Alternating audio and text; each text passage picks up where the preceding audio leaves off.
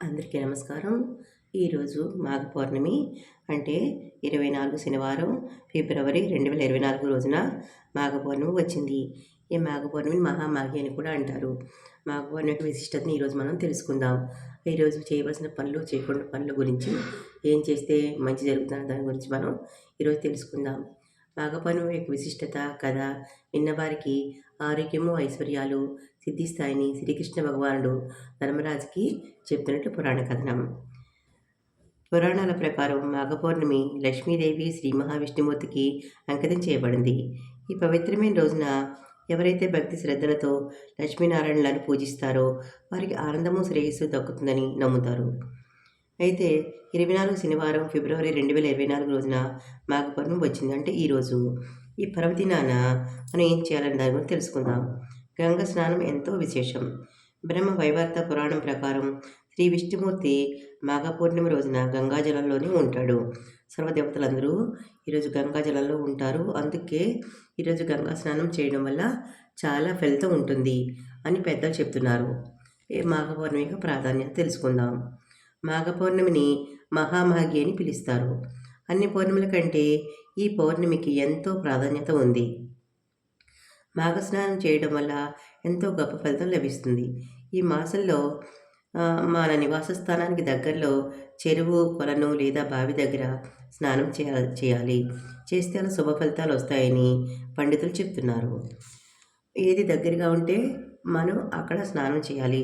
అంటే ప్రతి ఒక్కరూ గంగా స్నానం చేయాలంటే దూరం అవుతుంది, కష్టం అవుతుంది. కాబట్టి ఏది అవైలబుల్గా ఉంటే అక్కడ ఆ స్నానం చేస్తే చాలా మంచిది. నీటిలో స్నానం చేయడం వల్ల చాలా ఫలితాలు లభిస్తాయి. మాఘ పౌర్ణమికి ముందు పూజా సామాగ్రి కొనుక్కోవాలి. అంటే ముందు రోజే.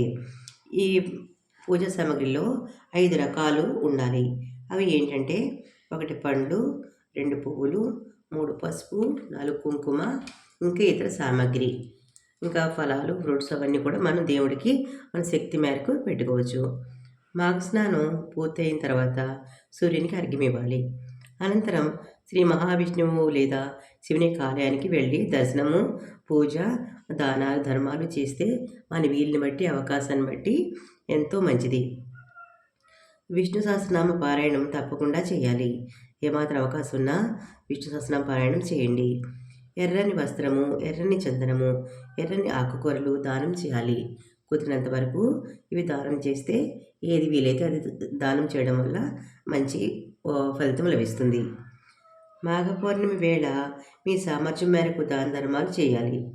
గొడుగు, నువ్వులు దానం చేయడం వల్ల విశేష ప్రయోజనాలు కలుగుతాయని పెద్దలు చెప్తున్నారు.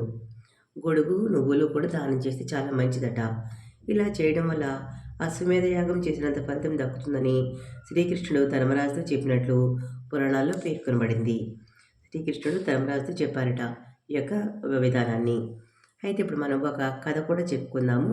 స్కిప్ చేయకుండా చూడండి. కథ ఏంటంటే, పురాణాల ప్రకారం ధనేశ్వర్ అనే బ్రాహ్మణుడు భిక్షాటన చేసుకుంటూ జీవించేవాడు. తనకు సంతానం లేదు.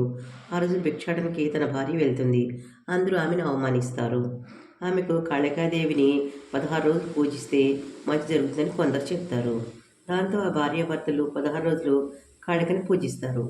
దీంతో వారికి మంచి ఫలితం లభించి సంతానం కలిగేలా వర్మిస్తుంది. అప్పుడే ప్రతి పౌర్ణమి వేళ కూడా ఒక దీపం వెలిగించాలి.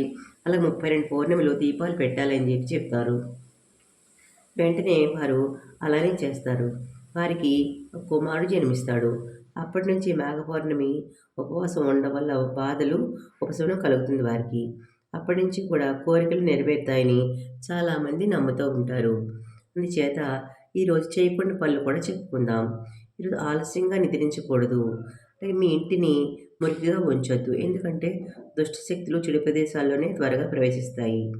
మాఘ పౌర్ణమి రోజు నల్లని దుస్తులు ధరించకండి. ఎందుకంటే